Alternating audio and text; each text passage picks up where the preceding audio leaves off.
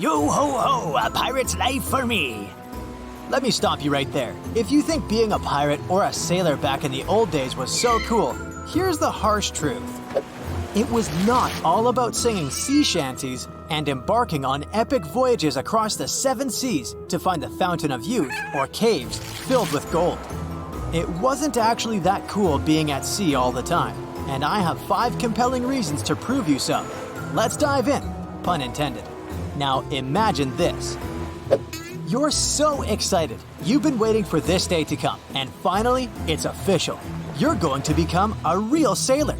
The captain tells you to get ready because the next day, you're going to set sail on a journey that is expected to take somewhere around 6 months, if you're lucky that is, because storms and singing mermaids could complicate things. You pack a few things. Now, let's pause this daydream for a quick second because here comes problem number 1. What I mean by packing a few things is just the clothes on your back. Sailors would only have one set of clothes that they almost never washed during the entire voyage. That's because they believed that dirt and grease would protect them from winds and rains. Okay, back to the thought experiment. You kiss your family goodbye and head to the port where your new home is waiting. One of your crew members not so warmly welcomes you on the deck and shows you where you'll be sleeping. This makes you start doubting your choice of becoming a sailor in the first place. Because after seeing it, you're certain that this is not going to be a 5-star hotel comfort level kind of experience. So, here's problem number 2. The ships were absolutely crammed. Back in the day, sailors would have to accept living in such conditions, whether they were working for a big name like Christopher Columbus or not. The Nina and the Pinta were 2 of Columbus's ships and the best sailing vessels of their time. Yet again, this didn't change the fact that they were so small that men had no place to sleep. Which gives us problem number 3. Having to sleep next to one another on a crowded deck where they could barely move was not so great for sailors' health conditions, and going below deck to escape the snoring of their fellow shipmates was not an option because there was no fresh air there. In addition, you could always come across a rat there. So, kiss personal hygiene goodbye. And in case you're wondering how rats got there, those little rascals are actually good swimmers. Also, sailors were at sea no matter the season or the weather, so they were often cold and wet, which also made it hard for them to stay healthy and strong.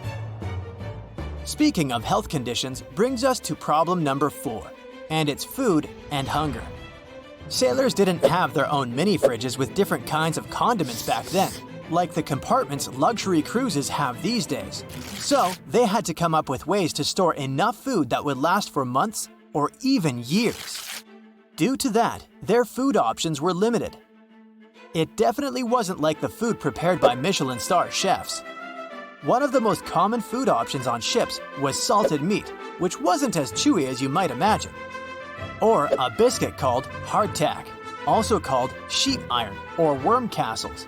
And there's a reason for all these creative nicknames.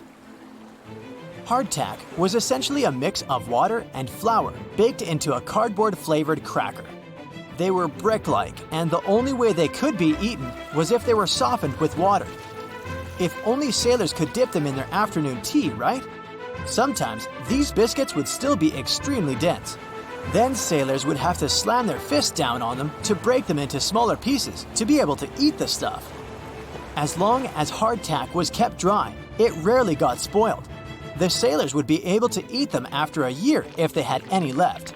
But most of the time, it would be extremely hard to keep them dry inside wooden casks. And then, they would get infested with bugs that would leave small holes behind. However, sailors would still eat them anyway. Have to take protein from somewhere. By now, you might have figured out that there were no fruits or vegetables in a sailor's diet. This caused vitamin deficiency in many sailors. So those toothless pirates and sailors in the movies you see? Yep, it's all because of poor nutrition. And the iron-hard crackers probably didn't help either.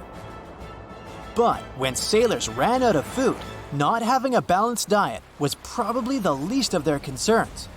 Back in the old times, a voyage could take way longer than expected due to weather conditions. There could be no winds to push the ship further. Or a powerful storm could shake the ship, and the waves and water could destroy the food storage.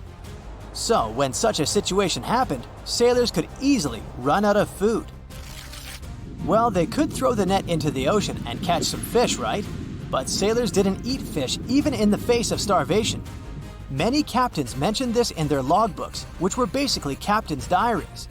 The problem was not that sailors couldn't get fish. In fact, many different kinds of fish were caught in their nets, but they had to throw them all back into the sea. During the exploration era, Antonio Pigafetta mentioned in his logbook that the ship's crew caught an unbelievable amount of fish, but they didn't eat any of them. Also, in the same journal, he mentioned that 40 of the sailors lost their lives. Naturally, sailors thought that only poisonous fish were dangerous. And because of that, they were inclined to eat only the fish they knew. But even a well-cooked tuna could be poisonous, and they had to learn it the hard way.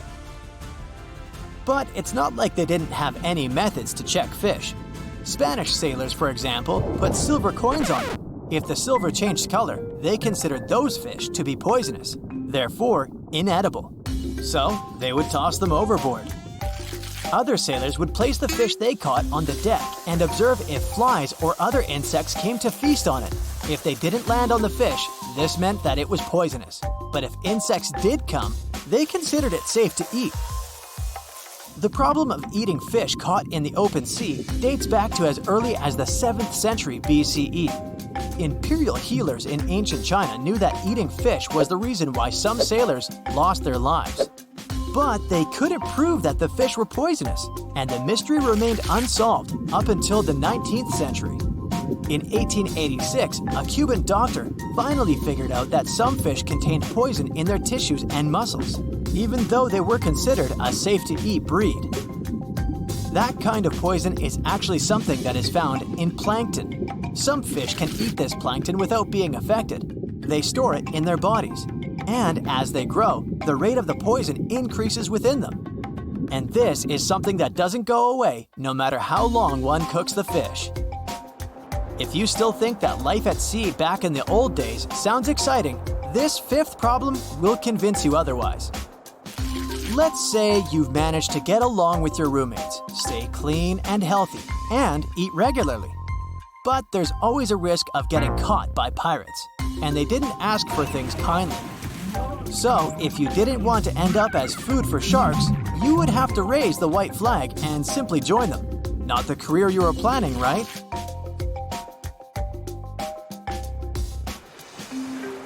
Good luck scrubbing the deck for the rest of your life.